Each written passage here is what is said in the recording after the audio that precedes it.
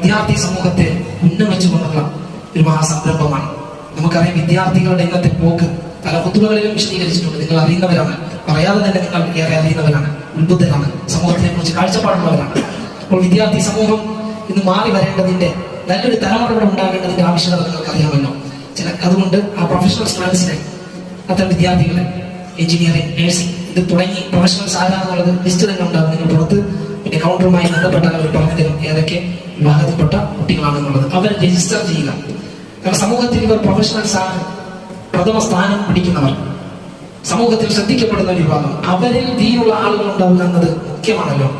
വിവരമുള്ള ആളുകൾ, ഭയഭക്തിയുള്ള ആളുകൾ, സമൂഹത്തിന്റെ വലിയ സ്ഥാനങ്ങളിൽ എത്തിപ്പെടേണ്ടവരാണ്.